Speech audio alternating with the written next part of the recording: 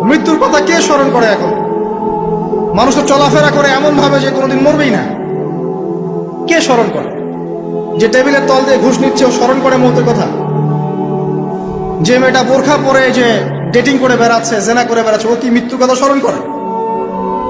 যে ছেলেটা এখনকার যুব সমাজের বেশিরভাগই মাদকের সাথে সম্পৃক্ত, গার্লফ্রেন্ড বয়ফ্রেন্ড অ্যাফেয়ার্সে আছে, হ্যাঁ, টিকটক প্রজন্ম, আড্ডাবাজি করে সময় কাটায়, গুন্ডামি করে, মাস্তানি করে, এর মৌতের কোনো ফিকির আছে? মৃত্যুর কথা কে স্মরণ করে এখন? মানুষ তো চলাফেরা করে এমন ভাবে যে কোনোদিন মরবেই না। কে স্মরণ করে? যে টেবিলের তল দিয়ে ঘুষ নিচ্ছে ও স্মরণ করে মৌতের কথা?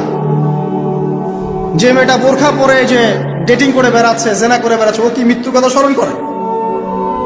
যে ছেলেটা এখনকার যুব সমাজের বেশিরভাগই মাদকের সাথে সম্পৃক্ত, গার্লফ্রেন্ড বয়ফ্রেন্ড অ্যাফেয়ার্সে আছে, হ্যাঁ, টিকটক প্রজন্ম, আড্ডাবাজি করে সময় কাটায়, গুন্ডামি করে, মাস্তানি করে, এর মৌতের কোনো ফিকির আছে?